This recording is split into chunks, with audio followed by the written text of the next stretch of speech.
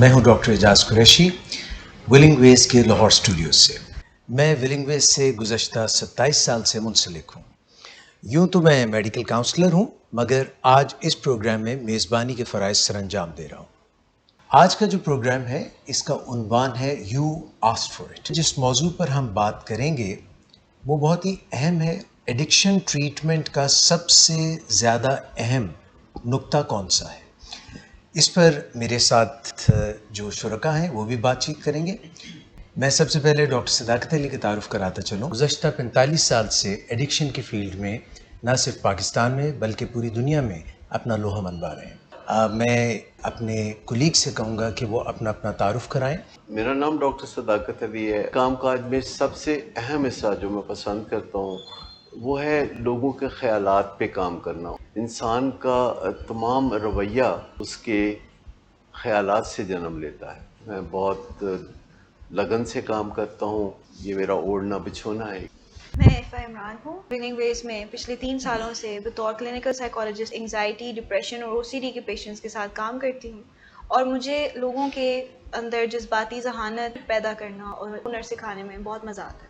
मेरा नाम शमाइला बतूल है। मैं विलिंग वेज लाहौर में बतौर डायरेक्टर और माहिर नफ्सियात अपनी खिदमात सर अंजाम दे रही हूँ। यहाँ मैं पेशेंट्स और उनकी फैमिली के साथ unconditional regard, empathy, non judgemental approach और नॉन रिडिक्यूलिंग बिहेवियर अपनाते हुए मदद फ्राहम करती हूँ। ज़्यादातर मेरा काम OCD के पेशेंट्स के साथ होता है। मेरा नाम जहां आरा है। मैं विलिंग वेज में बतौर माहिर नफ्सियात काम कर रही हूँ। विलिंग वेज से मेरा ताल्लुक 12 साल से है। फैमिलीज़ में शेम हीलिंग पे काम करना, डर और खौफ पे काम करना और उसके साथ साथ इंटरवेंशन डाटा पे काम करने में अच्छा महसूस करती हूँ। मेरा नाम नदीम नूर है। मैं अरसा 22 साल से विलिंग वेज से मुंसलिक हूँ।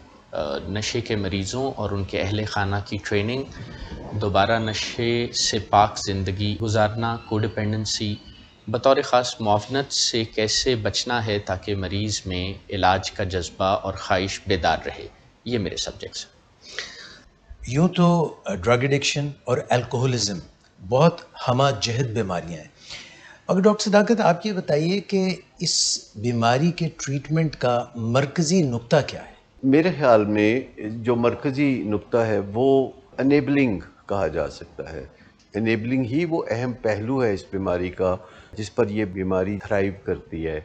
एनेबलिंग फैमिली मेम्बर्स की तरफ से भी होती है, दोस्त अहबाब की तरफ से भी होती है, और जो दूर पार के लोग हैं जैसे कि समुंदर पार के रिश्तेदार भी वहाँ बैठे बैठे एनेबलिंग कर सकते हैं। जब वैसे तो एनेबलिंग एक मुस्बत लफ्ज़ है। एडिक्शन ट्रीटमेंट की दुनिया में ये एक बहुत ही मनफी लफ्ज़ के तौर पर या टर्म के तौर पर इस्तेमाल होता है, क्योंकि एनेबलिंग एक ऐसी चीज़ है जिसमें नशे के मरीज़ के साथ घर वाले कुछ इस तरह से तावन करते हैं जिससे कि उसको बहुत नुकसान पहुंचता है। जब नशे की बीमारी आती है किसी नशा करने वाले की ज़िंदगी में, तो उसे रोज़मर्रा बहुत मुश्किलात पेश आती हैं। वो अपने फ़राइज़ मनसबी अदा नहीं कर सकता, वो सही तरह होशो हवास में अपनी ज़िंदगी की मनसूबाबंदी नहीं कर सकता। उसकी ज़िंदगी में बहुत हादसे होते हैं, कभी उसको पुलिस का भी सामना होता है, वो दफ्तर या कारोबार बाकायदगी से नहीं जा सकता, वो रिश्तेदारों की तकरीबात में भी नहीं जा सकता, वो खुशी गमी में भी नहीं जाता। तो अहले खाना लाशऊरी तौर पर उसकी मदद करते हैं, उसके लिए बहाने बनाते हैं, उसके लिए झूठ बोलते हैं ताकि मरीज़ की ज़िंदगी को ज़्यादा से ज़्यादा वो अपनी तरफ से नॉर्मल बनाने की कोशिश करते हैं। वो समझते हैं कि हम मरीज़ की ज़िंदगी को जितना आसान बनाएंगे उतना ही नशे की ज़रूरत कम होगी। वो समझते हैं कि मरीज़ की ज़िंदगी में जो इतने ज़्यादा झंझट है शायद ये इस वजह से नशा करता है। दर हकीकत मरीज़ की झंझट इसलिए होते हैं कि वो नशे की बीमारी में मुब्तला है, और अहले खाना कुछ ऐसी सूरत हाल पैदा कर देते हैं कि जिसमें नशे का जो मज़ा है वो तो मरीज़ के हिस्से में आता है, जबकि नशे से पैदा होने वाली तकलीफ़ें और बुरे नताइज फैमिली के हिस्से में आते हैं, वो उसको अपने कंधों पे ले लेते हैं। तो मरीज़ के लिए ये सौदा एक तरह से बहुत अच्छा रहता है और वो नशे से एंजॉय करता रहता है, और फैमिली तकलीफ़ों से निडाल होती रहती है, हत्ता कि आहिस्ता आहिस्ता हम देखते हैं कि फैमिली रोगी भी हो जाती है।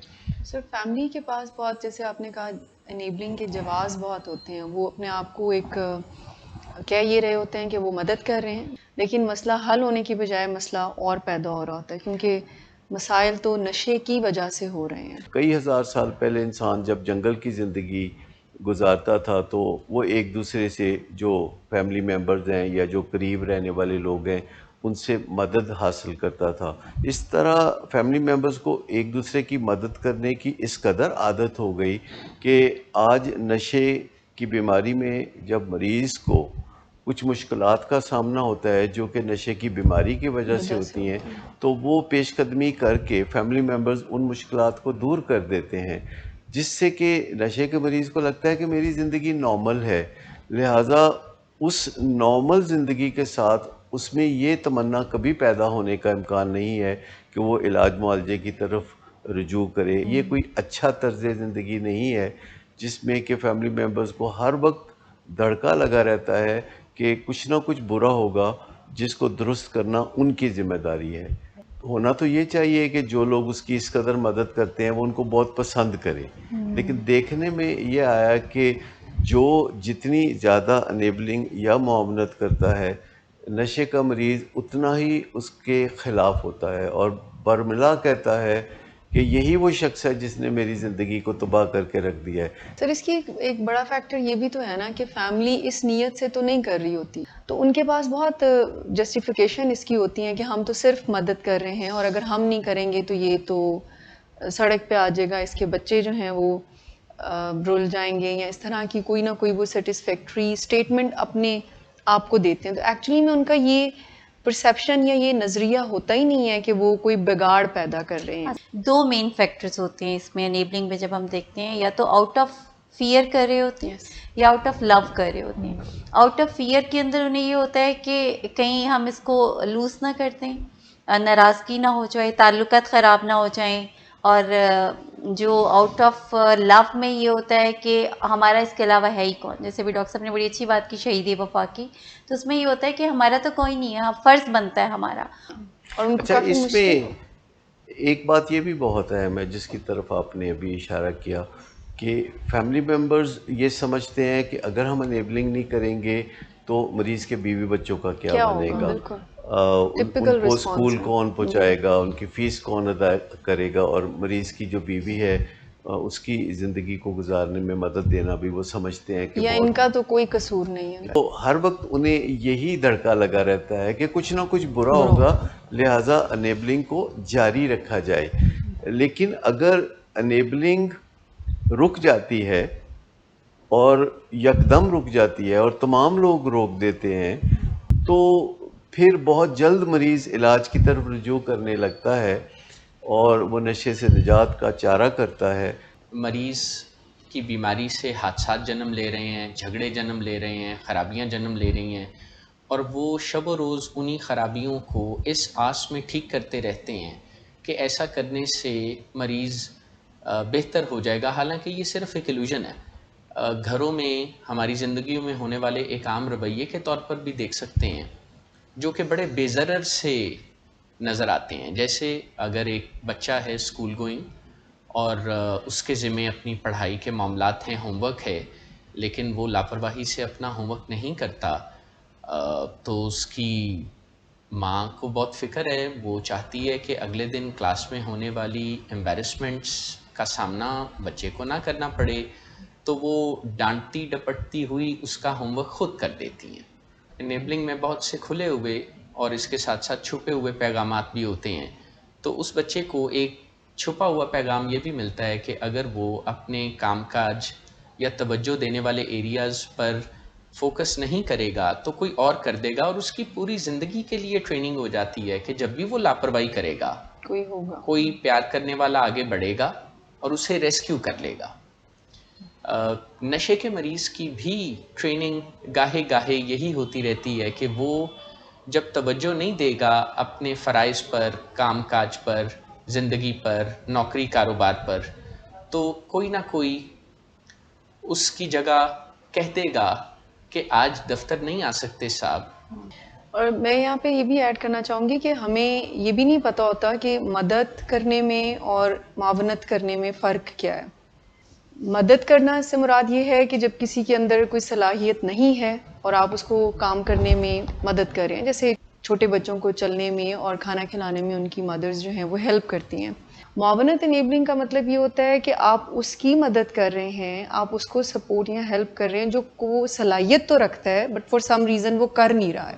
جب ہم سوچ لیتے ہیں کسی کے بارے میں کہ وہ نہیں کر سکتا میں کروں، بالکل تو یہ نامناسب رویہ ہے. پہلا خیال یہ ذہن میں آنا چاہیے کہ ہمارا کوئی بچہ یا ہمارا کوئی ماتحت یا ہمارا کوئی ساتھی کوئی کام کر سکتا ہے، بالکل. اور پھر اگر کوئی جواز ہمیں نظر آتا ہے کہ وہ کسی طرح سے یہ کام نہیں کر سکتا، تو اس کا مطلب یہ نہیں کہ ہم کرنا شروع کر دیں، اس کا مطلب صرف یہ ہے کہ ہم اس کی رہنمائی کر دیں. بالکل اکثر معاونت کے پیچھے یہ عقیدہ بھی ہوتا ہے کہ اگلا انسان جو ہے وہ ہم سے زیادہ اہم ہے، ہم سے زیادہ امپورٹنٹ ہے، جس وجہ سے پھر جب ان کی معاونت نہ کی جائے یا ان کی مدد نہ کی جائے تو ہم بڑا گلٹ محسوس کرتے ہیں. ماں باپ اس چیز کو اکثر اوقات نہیں سمجھ پاتے کہ یہ مدد نہیں ہے، اصل میں یہ ان کو نقصان دے رہا ہے. ہمیں ان کو کیپیبل سمجھنا چاہیے. انسانوں کی یہ فطرت میں ہے کہ وہ اپنے آپ کو انڈر ایسٹیمیٹ کرتے ہیں اور دوسروں کو اوور ایسٹیمیٹ کرتے ہیں. ہم اپنی عزت خود کرنے کی بجائے زیادہ تر اس طرف اپنی توجہ دیتے ہیں کہ دوسرے ہماری عزت کریں. ہم سمجھتے ہیں کہ عزت وہ ہوتی ہے جو دوسرے لوگ ہماری کرتے ہیں، لیکن در حقیقت سب سے قابل قدر عزت وہ ہوتی ہے جو ہم خود اپنے بارے میں کرتے ہیں. جب پیشنٹس فیملیز ہمارے پاس آتی ہیں تو وہ مریض کی جتنے بھی مسائل ہوتے ہیں وہ بتا بھی رہے ہوتے ہیں، تکلیف سے دوچار بھی ہوتے ہیں، ڈسکس بھی کر رہے ہوتے ہیں، لیکن کہیں نہ کہیں پہ ریشنلائزیشن منیمائزیشن بھی چل رہی ہوتی ہے. کیونکہ جنریشنل بیگیج بھی تو ہے نا. آنکھ کھولتے ہی جو چیز ہم نے سیکھی وہ یہی سیکھا ہے کہ دوسروں کو خوش کرنا ہے، دوسروں کو مدد کرنا ہے. انکنڈیشنلی ہم نے کسی سے ایکسپیکٹیشنز نہیں لگانی، کرتے رہنا ہے. ایگزیکٹلی فیسیلیٹیٹ کرتے رہنا ہے. بس ہم نے ہر وقت شہید وفا کا رول پلے کرنا ہے. ملتے ہیں ایک بریک کے بعد.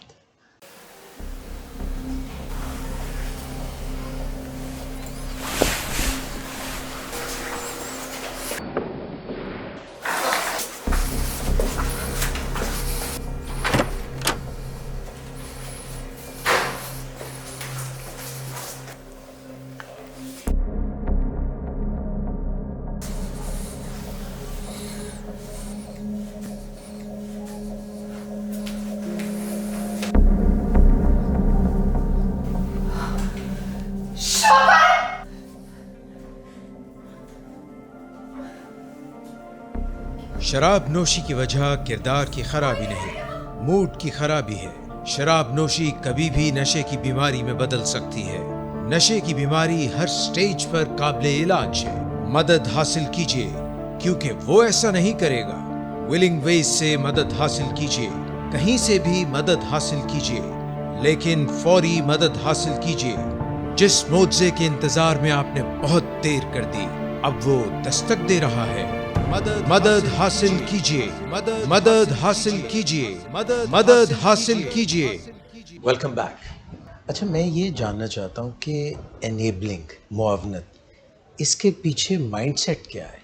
انیبلنگ کے پیچھے یہ خیال ہوتا ہے کہ اگر ہم معاونت نہیں کریں گے اور مشکلات میں اپنے پیارے کو اکیلا چھوڑ دیں گے تو اس سے ہمارا رشتہ پھیکا پڑ جائے گا. لیکن انیبلنگ کے پیچھے جو سب سے مضبوط وجہ ہے وہ شیم ہے کہ اگر ہم انیبلنگ نہیں کریں گے تو ہمیں دنیا کے سامنے بہت ساری باتوں کو پھر لانا پڑے گا. پھر جب اس کے دفتر سے کال آئے گی کہ وہ دفتر کیوں نہیں پہنچے تو ہمیں سچ بتانا پڑے گا کہ وہ بیمار نہیں ہیں بلکہ وہ ہینگ اوور کا شکار ہیں. تو ہم چاہتے ہیں کہ ہمارے پیارے کے بارے میں دنیا کو کوئی بری خبر نہ ملے، کیونکہ اگر دنیا ہمارے پیارے کے بارے میں سوچے گی کہ وہ نشئی ہے تو پھر دنیا ہمارے بارے میں کیا سوچے گی.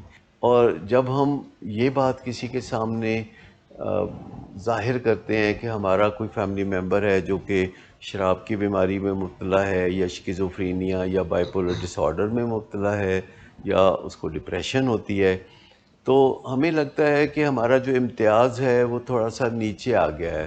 ہم اپنے لیے نہیں دنیا کے لیے آپریٹ کر رہے ہوتے ہیں، حالانکہ اصل میں ہمیں اپنے لیے آپریٹ کرنے کی ضرورت ہوتی ہے کہ ہمارے بیسٹ انٹرسٹ میں کیا ہے۔ سر لیکن یہ آئیڈیا سوسائٹی میں ایکسیپٹیبل نہیں ہے. آپ جیسے تھوڑی دیر پہلے ہم شہید وفا کی بات کر رہے تھے، وہ ایکسیپٹیبل رول ہے. ہر انسان کا حق ہے کہ وہ اپنی ذات کو اہمیت دے۔ اسرٹیونیس کے اصولوں میں سے یہ پہلا اصول ہے کہ جب آپ مناسب سمجھیں تو آپ نہ کہہ دیں، جب آپ مناسب سمجھیں تو آپ ہاں کہیں، اور دوسروں کے ساتھ جو تعاون ہے ان کو پیش کر دیں۔ بہت ساری باتیں ہیں جو ماضی میں جنہیں درست مانا جاتا تھا وہ ایکچولی میتھس ہیں۔ ماڈرن سائنس نے اچھا توازن پیدا کیا ہے کہ انسان ایک دوسرے کے ساتھ تال میل بنا کے چلیں، وہ ایک دوسرے کے لیے خوار نہ ہوں، کیونکہ جب آپ کسی کے لیے خوار ہوتے ہیں تو روگی ہونے کا امکان بہت زیادہ ہوتا ہے، جسے ہم کو ڈپینڈنس کہتے ہیں۔ تو کو ڈپینڈنس ایسی چیز نہیں ہے جو کہ قابل ترجیح ہے، ہمیں انٹر ڈپینڈنس کو فروغ دینا چاہیے، یعنی امداد باہمی کے جو اصول ہیں کہ آپ میرے لیے کچھ کریں، میں آپ کے لیے کچھ کروں۔ جیسے آپ کہتے ہوتے ہیں ڈاکٹر اعجاز کہ you scratch my back and I scratch yours, تو اس کا مطلب یہ نہیں ہے کہ فرق کی کوئی بیماری پڑی ہوئی ہے سب کو، اس کا مطلب یہ ہے کہ آپ ایک دوسرے کے ساتھ تعاون کریں۔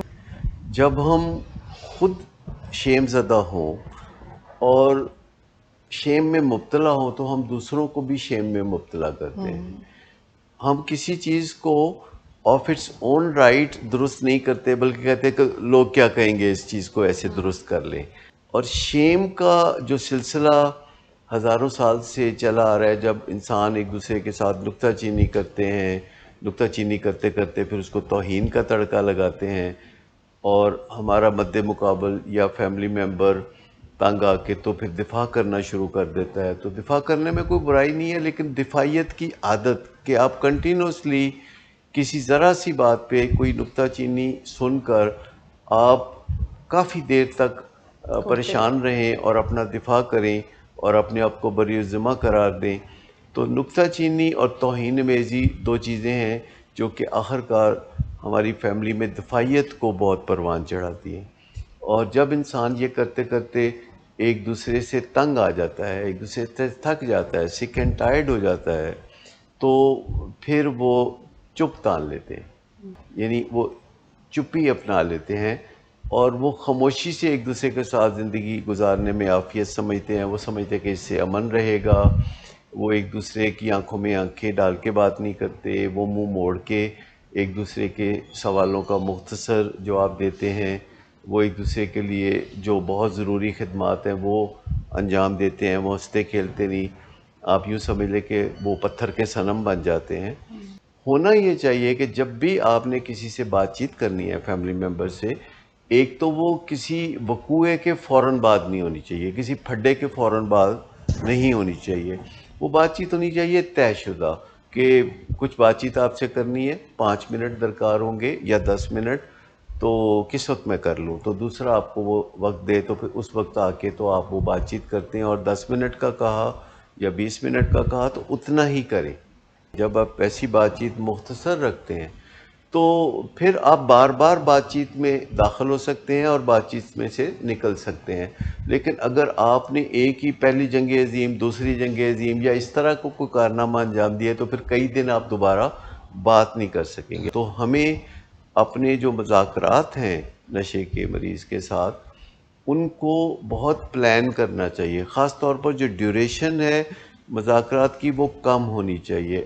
کبھی آپ نہ سوچیں کہ نشے جیسا گمبھیر مسئلہ آپ ایک ہی میٹنگ میں حل کر لیں گے اور اس سے کوئی وعدہ، کوئی قسم، کوئی ارادہ لے لیں گے، کوئی پلان لے لیں گے جس سے آپ کا اور اس کا مسئلہ ہمیشہ کے لیے حل ہو جائے گا۔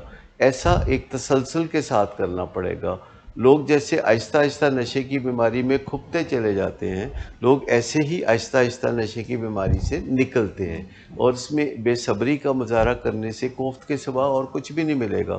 اور جب آپ انیبلنگ کرتے کرتے تنگ آ جاتے ہیں تو پھر اشتعال انگیزی آپ کے اندر ابھر کر آتی ہے، آپ اسے برا بھلا کہتے ہیں، آپ اس کو ایسے الفاظ کہتے ہیں جس پہ بعد میں آپ کو بہت زیادہ دکھ ہوتا ہے اور آپ کا دل تڑپنے لگتا ہے، کیونکہ آپ اس کے ساتھ ایک بڑے اہم اور پیارے رشتے میں بندھے ہوئے ہیں اور اس رشتے کی مدت بھی بہت طویل ہوتی ہے۔ تو پھر آپ اس کی ناراضگی کو اور اپنی زیادتی کو دیکھتے ہوئے کچھ ایسا کام کرنا چاہتے ہیں کہ جسے ہم پھر انیبلنگ کہتے ہیں. آپ اسے وہ اجازت دے دیتے ہیں جس سے پہلے منع کر رہے تھے. آپ اسے روپیہ پیسہ دینا چاہتے ہیں, رشوت کا کوئی طریقہ استعمال کرتے ہیں. تو یوں انیبلنگ جو ہے وہ اشتعال انگیزی کی طرف یعنی پرووکنگ کی طرف جاتی ہے, اور پرووکنگ آخرکار واپس انیبلنگ کی طرف آتی ہے, اور یہ ایک سائیکل ہے Vicious جو کہ circle. چلتی رہتی ہے. ایڈکشن کی بیماری اس پہ بہت نشو و نما پاتی ہے اور دن دگنی رات چوگنی ترقی کرتی ہے. میرا یہ سوال ہے کہ آخر ہم اس چکر کو کیسے ختم کر سکتے ہیں؟ دیکھیں, انیبلنگ اور پرووکنگ ایک منحوس چکر ہے, اور جس میں بھی ہم ایک ویشس سائیکل میں ہم تڑپ رہے ہوتے ہیں تو ہم کہیں سے بھی اس کو بریک کر سکتے ہیں, کیونکہ چکر گول چکر ہوتا ہے, یہ گھن چکر ہے.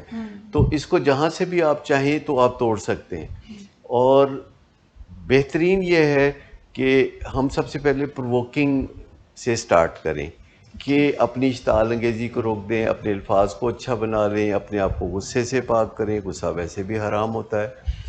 اور انیبلنگ کے بارے میں ہمیں سنجیدگی سے کوشش کرنی ہوگی کہ کون کون سی چیزیں ایسی ہیں کہ جنہیں ہمیں ترک کرنا ہے. اس میں کچھ انیبلنگ آسانی سے ترک کی جا سکتی ہے جو ہم فوری طور پر کر سکتے ہیں, اور کچھ انیبلنگ ایسی ہے جس میں ہمیں پہلے تیاری کرنی پڑے گی. ہمیں اپنے مریض کو بھی تیار کرنا پڑے گا, اسے بتانا پڑے گا کہ فلاں تاریخ سے ہم یہ فلاں انیبلنگ یا اس طرح کا طرز عمل چھوڑ دیں گے.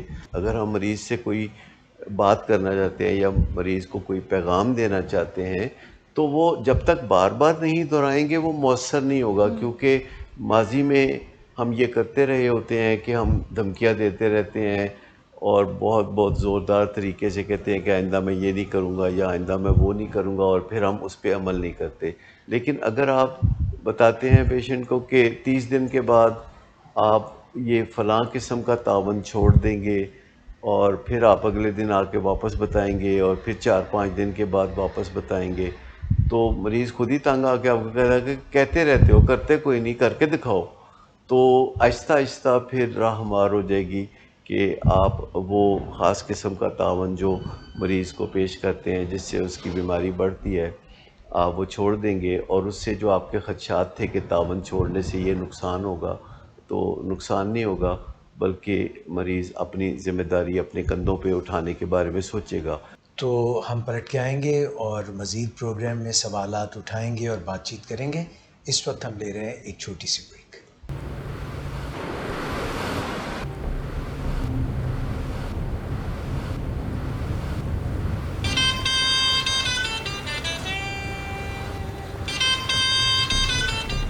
اچھا, تو ابھی تک تمہارا اس چیپ لڑکی کے ساتھ چکر چل رہا ہے؟ تم کون ہوتی ہو مجھے پوچھنے والی؟ اوکے, اور تم ان گھٹیا لڑکیوں کے ساتھ گل چھرے اڑاتے پھرو تو میں چپ بیٹھوں.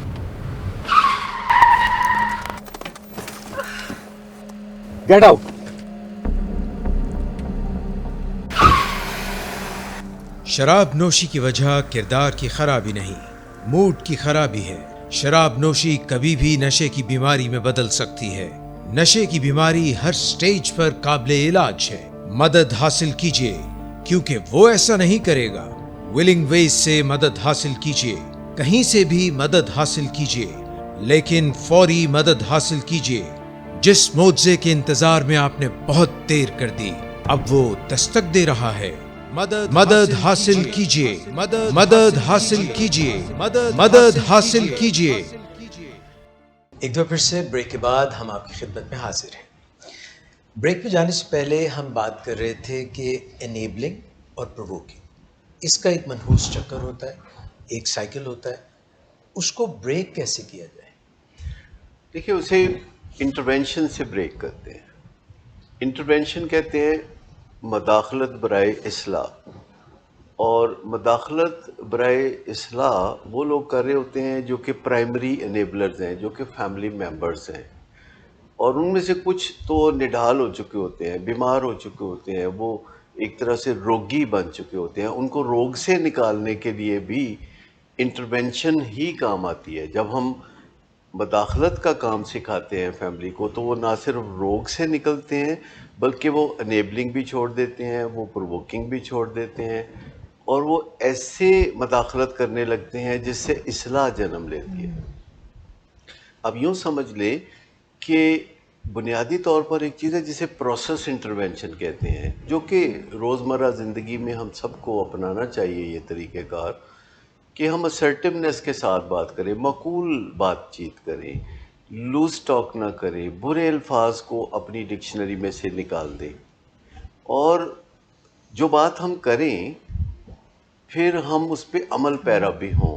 लेकिन ये आसान नहीं है, इसके लिए कुछ बुनियादी उलूम है जिनके ज़रिए हम ये महारत हासिल करते हैं, जैसे क्रूशल कन्वर्सेशन, जो कि मुश्किल गुफ्तगू होती है, मुश्किल बंदे के साथ होती है, नफ़ा नुकसान बहुत भारी नज़र आ रहा होता है, और फ़ज़ा जज्बात से बोझल होती है, जैसे हवा में स्मॉग होती है, हवा को मसमूम करती है। ये वो गुफ्तगू होती है जो हम संभाल कर करते हैं, तो इसको क्रूशल कन्वर्सेशन कहते हैं।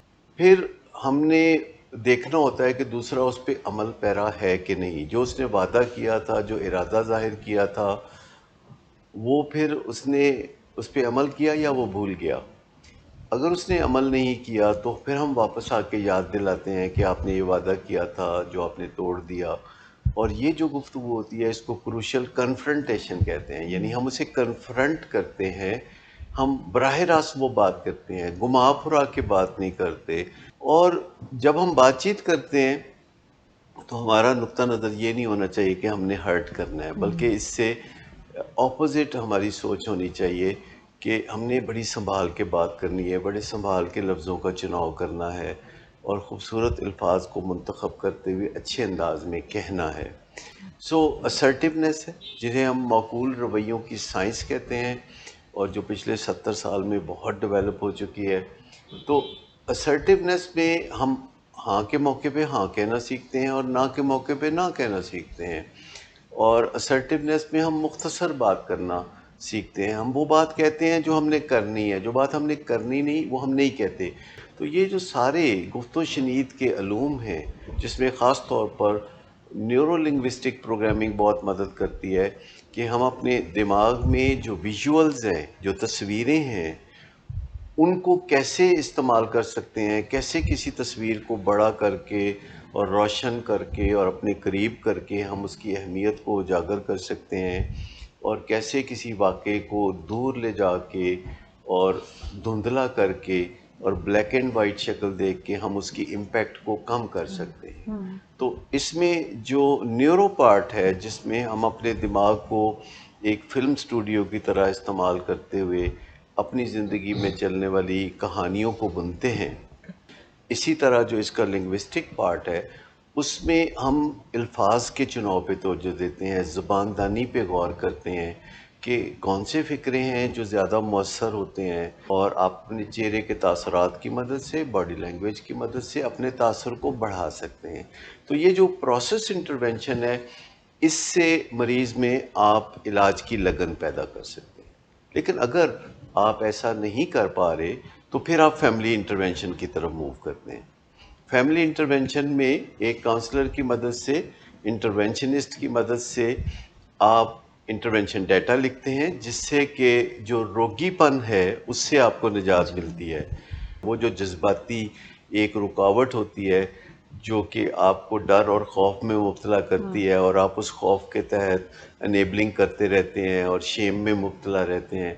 लेकिन जब आपका फोकस या जब आपकी तवज्जो उन वाक़यात की तरफ होती है जो आप लिख रहे होते हैं, जिनसे घर में जो तकलीफ़ पैदा हुई थी, कोई नुकसान पहुंचा था, कोई एम्बैरसमेंट हुई थी, कोई बदनामी हुई थी, तो जब आप उन्हें ताज़ा करते हैं और एक माहिर की निगरानी में उनको अहाते तहरीर में लाते हैं, तो आप मदाखलत करने के लिए वार्म अप हो जाते हैं, तैयार हो जाते हैं, और फिर एक दिन आप काउंसलर की ज़ेरे निगरानी या उसके बगैर अपने फैमिली मेम्बर को मिलते हैं, जिसमें पेशेंट को कोई जवाब देने की ज़रूरत नहीं, वो सिर्फ सुनेगा। उसका role as a listener establish कर दिया जाता है। इंटरवेंशन प्रेजेंटेशन एक वो टूल है जिसमें آپ باعزت طریقے سے پرابلم کو آئیڈینٹیفائی کرنا فیملی کو سکھاتے ہیں، اور نہ صرف وہ پیشنٹ کے اندر آگاہی پیدا کرتے ہیں، اس کے ڈینائل کو بریک کرتے ہیں، انٹرونشن پریزنٹیشن سے فیملی کا بھی ڈینائل بریک ہوتا ہے اور وہ اپنے انیبلنگ کے پیٹرنز کو آئیڈینٹیفائی کرتے ہیں۔ ہم پرابلم کو آئیڈینٹیفائی کرتے ہیں جو کہ سنگل ہے، ایک ہی ہے کہ نشہ کرتا ہے پیشنٹ، اور دوسری بات جو انٹرونشن ڈیٹا پریزنٹیشن میں ہوتی ہے کہ آپ سولوشن دے رہے ہوتے ہیں، آپ مریض سے اس میں وعدہ نہیں لے رہے ہوتے کہ وہ آئندہ نشہ نہیں کرے گا، بلکہ آپ اس سے یہ وعدہ لے رہے ہوتے ہیں کہ وہ اپنے علاج کے لیے آگے بڑھے گا، وہ مدد حاصل کرے گا۔ تو جب فیملی انٹرونشن ہوتی ہے تو مریض علاج پہ آمادہ ہو سکتا ہے، جو کہ آؤٹ ڈور میں ہو سکتا ہے یا انڈور میں ہو سکتا ہے۔ لیکن اگر ایسا نہیں ہوتا اور حالات بڑے گمبھیر ہیں اور گھر میں بہت لوگ تڑپ رہے ہیں اور بہت پریشانی ہے اور مریض کی زندگی خطرے میں ہے، تو پھر کرائسس انٹرونشن کے لیے آگے بڑھتے ہیں، جس کا مطلب یہ ہے کہ ریہیبلیٹیشن سینٹر کی ٹیم ایک ڈاکٹر کی زیر نگرانی مریض کو جا کے سیف کسٹڈی میں لے لیتی ہے اور اس کے لیے علاج کی راہ ہموار کرتی ہے۔ پھر جب وہ علاج میں آ جاتا ہے اور family members with in a month دوبارہ انٹرونشن ڈیٹا پیش کرتے ہیں، اس کا مطلب ہوتا ہے کہ مریض کو خود فریبی کے جال سے نکالنا ہے۔ یہ جو انٹرونشن ڈیٹا جو ریہیبلیٹیشن سینٹر میں پیش کیا جاتا ہے، یہ پھر ہر دوسرے تیسرے دن یہ بار بار پیش کیا جاتا ہے۔ یہ باتیں اس کی فنگر ٹپس پہ اسی صورت میں آتی ہیں جب اس کو بار بار رپیٹ کیا جاتا ہے، جیسے ٹیلی ویژن پر ایڈورٹائزمنٹس کو رپیٹ کیا جاتا ہے۔ اور ایک فائدہ یہ ہوتا ہے کہ مریض جب علاج گاہ کے باہر جاتا ہے اور اس کو نشے کی سہانی یادیں آتی ہیں، یعنی کریونگ ہوتی ہے، تو اس کے خلاف ایک اسٹرانگ ڈیفنس ہے، یہ ایک قوت اس کے اندر پہلے سے موجود ہوتی ہے کہ جو ہی اس کو نشے کا خیال آتا ہے تو اس کو اور بھی بہت سے خیالات آتے ہیں کہ ٹھیک ہے، نشے سے مجھے مزہ آیا تھا لیکن بڑی ذلت کا سامنا تھا، وہ بہت بری زندگی تھی، وہ اس کے نتائج بہت گھناؤنے تھے، تو میں نشے کے بغیر ہی ٹھیک ہوں۔ ایک تو انٹرونشن ڈیٹا پہ کام جاری رہتا ہے، دوسرا پھر فیملی ممبرز کی نئے سرے سے ٹریننگ کرنی پڑتی ہے کہ وہ انیبلنگ کو کیسے چھوڑیں، کیونکہ آپ کے حکم سے کوئی انیبلنگ چھوڑنے والا نہیں ہے، یہ ایک ایموشنل معاملہ ہے جس کے اوپر خالی ول پاور کام نہیں کرتی۔ فیملی کے پاس بہت ساری ایسی مجبوریاں ہوتی ہیں کہ جن کی وجہ سے وہ بارہا کوششیں کرنے کے باوجود وہ انیبلنگ کرنے سے باز نہیں رہ سکتے، اور پھر ان کو شیم فیل ہوتی ہے، پھر ان کو ندامت ہوتی ہے۔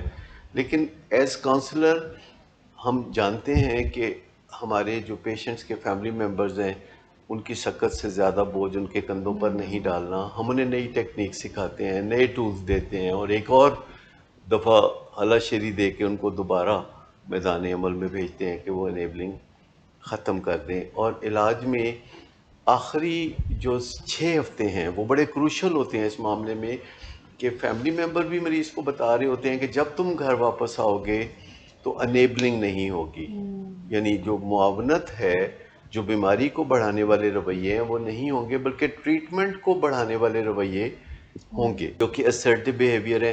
اس وقت ہم لے رہے ہیں ایک چھوٹی سی بریک۔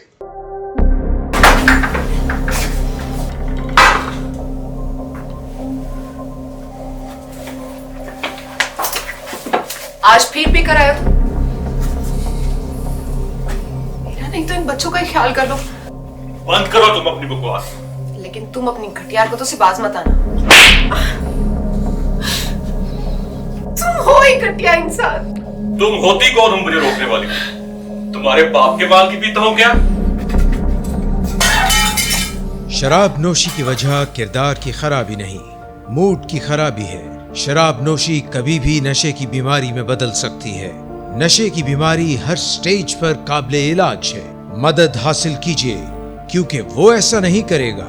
ولنگ ویز سے مدد حاصل کیجیے، کہیں سے بھی مدد حاصل کیجیے، لیکن فوری مدد حاصل کیجیے۔ جس معجزے کے انتظار میں آپ نے بہت دیر کر دی، اب وہ دستک دے رہا ہے۔ مدد حاصل کیجیے، مدد حاصل کیجیے، مدد حاصل کیجیے۔ ایک دفعہ پھر سے بریک کے بعد ہم آپ کی خدمت میں حاضر ہیں، اور چونکہ نشے کی بیماری ایسی بیماری ہے کہ جو پرائمری، کرونک اور پروگریسو ہے، اور اس کا علاج ایک دفعہ شروع ہوتا ہے تو ہمیشہ جاری رہتا ہے. اگر کوئی مریض سمجھتا ہے یا اس کی فیملی سمجھتی ہے کہ وہ کیور ہو گیا ہے تو اس میں کیور والی کوئی بات نہیں ہوتی. نشے کی بیماری میں یہ پروگریسو ماڈل ہے، یعنی بحالی کا ماڈل ہے. اس میں صورتحال بہتر ہوتی چلی جاتی ہے، مریض کی زندگی اور اہل خانہ کی زندگی میں خوشحالی آ جاتی ہے.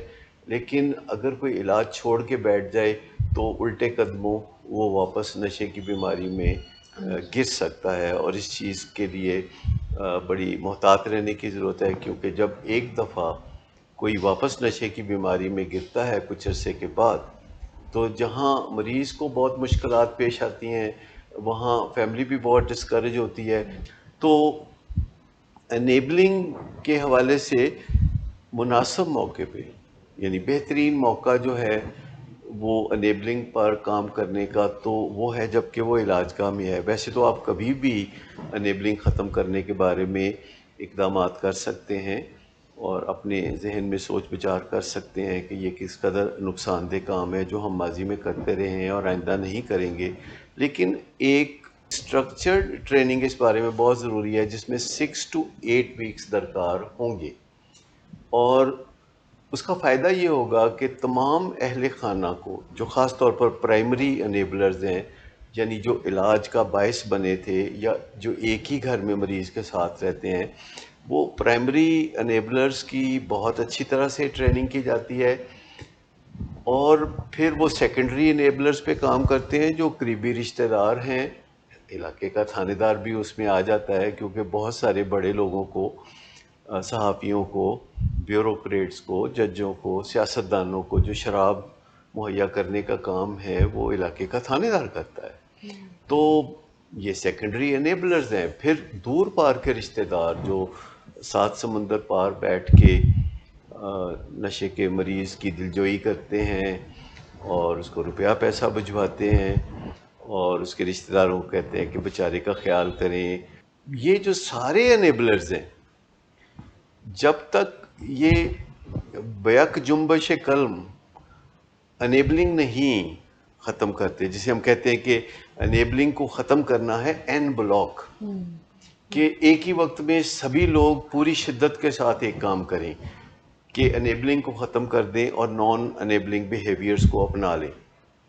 ہم نے ایک ایسا کارٹل بنا دینا ہے مریض کے ارد گرد کہ پوری محبت کے ساتھ، پوری شدت کے ساتھ ہم انیبلنگ کو ختم کر دیں. انیبلنگ کو ختم کرنے کا ہرگز یہ مطلب نہیں کہ ہم اس کے ساتھ اپنے رشتے کو ختم کر دیں یا اس کے ساتھ ہم اپنے احترام کو ختم کر دیں، بلکہ ہم احترام کی ڈوز ڈبل کر سکتے ہیں.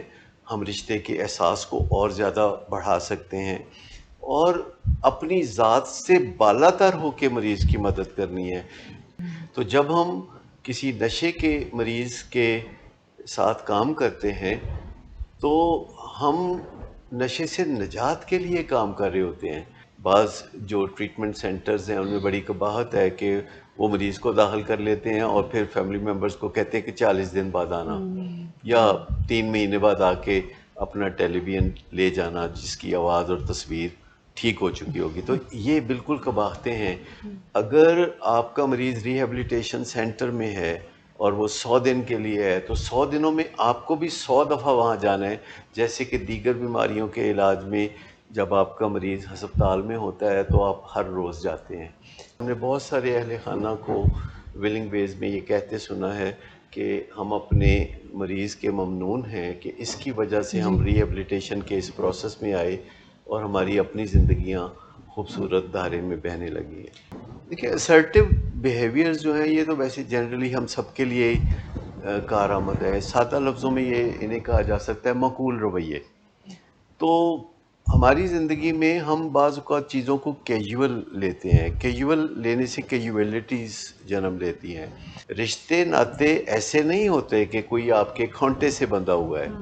ہم نے بہت رشتوں کو ڈرفٹ وے کرتے دیکھا ہے. اگر آپ صحیح وقت پہ صحیح موقع پر نہ کہہ سکتے ہیں، جو کہ ایک مکمل جواب ہے، تو آپ سمجھیں کہ 50% اسرٹیونیس تو آپ کو آتی ہے. لیکن یہ کام اسی صورت پہ کرے گی جب کہ آپ باقی 50% موقعوں پہ ہاں کہہ سکیں، جب کہ ہاں کہنا بنتا ہے. تو نہ تو صرف نہ کہنے سے assertiveness آتی ہے اور نہ صرف ہاں کہنے سے assertiveness آتی ہے. انٹرونشن ڈیٹا کا تعلق ہے ماضی سے. جو بھی خرابیاں نشے کا مریض کرتا رہا ماضی میں، جس سے اس کی اپنی زندگی پہ برے اثرات پڑے ہیں اور فیملی کی زندگی پہ برے اثرات پڑے. نتائج جو فیوچر میں آ سکتے ہیں اگر وہ اپنے رویے جاری رکھے، کانسیکوینسز، ان پہ بات کرنا کتنا ضروری ہے؟ ہم نے بڑا ہی اہم سوال اٹھایا ہے. نشے کے مریض کی زندگی میں بہت سے نقصانات ہو چکے ہوتے ہیں، بہت سے اس کے تعلقات بگڑ چکے ہوتے ہیں، اہل خانہ بھی بہت تکلیف برداشت کر چکے ہوتے ہیں. تو ہمیں کچھ گول سیٹنگ کرنی ہوگی.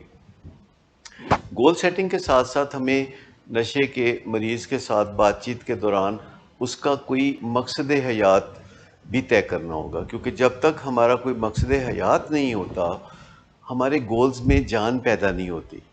تو جب ہم پہلے اپنا مقصد حیات طے کرتے ہیں تو اس کے لیے ایک ٹیسٹ ہوتا ہے جسے ٹوم سٹون ٹیسٹ کہا جاتا ہے. ٹوم سٹون ٹیسٹ یہ ہوتا ہے کہ آپ اپنے قبر کے کتبے پہ کیا لکھوانا پسند کریں گے کہ ہمیں آگے دیکھنا ہے، ہمیں روشنی کی طرف دیکھنا ہے، وہ جو اینڈ آف دی ٹنل ہے وہاں جو روشنی ہے ہمیں اس کی طرف دیکھنا ہے، ہمیں ہورائزنز کی طرف دیکھنا ہے.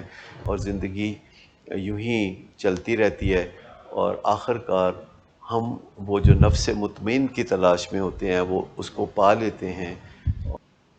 ایک چیز ہے جو کہ نشے کی بیماری کے علاج میں بہت اہم ہے، وہ سی بی ٹی ہے. کیونکہ کوگنیٹو بیہیویئر تھراپی جس میں بنیادی اہمیت تھاٹ کو حاصل ہے، خیال کو حاصل ہے، کیونکہ خیال بہت اہم ہے اور یہ انسانوں کو جانوروں سے ممتاز کرتا ہے. اور یہ جو خیال کی بات ہے اس سے پھر جذبات جنم لیتے ہیں اور جذبات سے پھر رویے جنم لیتے ہیں. ایز اے کاؤنسلر آپ کام کرتے ہیں خیال کے اوپر تاکہ جذبات بدلیں، تاکہ رویے بدلیں، اور پھر ماحول پہ جو اثر اندازی ہے وہ بھی تبدیل ہوتی ہے. اور اس طرح آپ نشے کی بیماری کے مریض کو زندگی میں دوبارہ پھلنے پھولنے کا موقع دیتے ہیں. وہ ابھی تک سر ہماری جو گفتگو ہے اس میں آپ نے بہت ہی مفصل طریقے سے بتایا انیبلنگ کے بیہیویئرس کو اور اس کو کس طرح سے ہینڈل کرنا چاہیے. سر میں آپ سے یہ پوچھنا چاہوں گا کہ کو ڈپینڈنسی یہ کیا چیز ہے اور اس کا انیبلنگ بیہیویئر سے کیا تعلق ہے؟ دیکھیں، کو ڈپینڈنس ایک جڑواں زندگی ہے. آپ یوں سمجھیں کہ جب ہمارا کسی سے رشتہ کو ڈپینڈنس کا ہوتا ہے تو اگر وہ ہنستا ہے تو ہم ہنستے ہیں، اگر وہ روتا ہے تو ہم روتے ہیں، اور یہ ٹوئنز کی طرح کی زندگی ہے. اور زیادہ تر نشے کے مریض کی زندگی چونکہ تکلیفوں میں مبتلا ہوتی ہے تو ہم بھی تکلیفیں محسوس کرتے ہیں. ہم اس کے ساتھ ایک ایسی گاڑی میں سوار ہوتے ہیں کہ جو بہت جھٹکے کھاتی ہے، اور جتنے جھٹکے مریض کو لگتے ہیں اتنے ہمیں بھی لگتے ہیں. یہ جو رویے ہیں یہ ہیلدی نہیں ہے. انہیں کبھی آپ ریسکیوئنگ کا نام دیتے ہیں، کبھی آپ انیبلنگ کا نام دیتے ہیں، یا کبھی کسی کے لیے بہانے بنانے کی بات ہے. لیکن اس میں آپ جسے کہتے ہیں نا killing somebody with the milk of kindness، آپ کسی کو اپنے اچھے رویوں کی بھیٹ چڑھا دیتے ہیں. آپ کو ثواب ہو رہا ہے، اگلے بندے کو نقصان ہو رہا ہے. کیونکہ انسان لفظوں سے اتنا نہیں سمجھتا جتنا کہ نظروں سے سمجھتا ہے. انسان فیشل ایکسپریشن سے بہت سمجھتا ہے، وہ باڈی لینگویج سے بہت کچھ جان لیتا ہے. تو نیچرلی نہ صرف اگر ہمارا سامنا کسی نشے کے مریض سے ہے تب بھی یہ بہت امپورٹنٹ ہے کہ ہم انٹر ڈپینڈنس پہ یقین رکھیں. عام زندگی میں بھی ہم اپنے گھروں میں جو گزارتے ہیں انٹر ڈپینڈنس ایک بہترین طرز عمل ہے کہ ون ون ڈیلز رکھیں. آپ بھی جیتیں، دوسرا بھی جیتے. اور اس دنیا میں ہر چیز ابنڈنٹ ہے. اللہ کی اس کائنات میں کسی شے کی کمی نہیں ہے. آپ چاروں طرف نظر ڈالیں تو آپ کو ابنڈنس نظر آئے گی. سو یا تو آپ کی ابنڈنس مینٹیلٹی ہو سکتی ہے یا پھر اسکیرسٹی مینٹیلٹی ہو سکتی ہے. The choice is yours.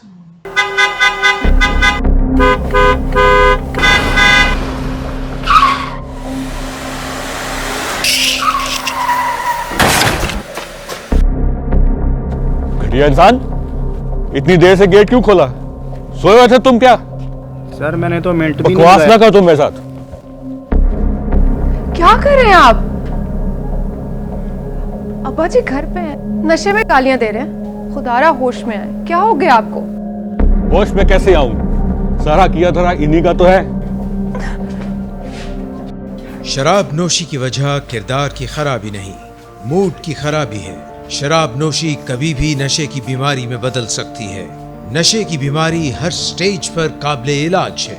मदद हासिल कीजिए, क्योंकि वो ऐसा नहीं करेगा। विलिंग वेज से मदद हासिल कीजिए, कहीं से भी मदद हासिल कीजिए, लेकिन फौरी मदद हासिल कीजिए। जिस मुआवजे के इंतजार में आपने बहुत देर कर दी, अब वो दस्तक दे रहा है। मदद हासिल कीजिए, मदद हासिल कीजिए, मदद हासिल कीजिए।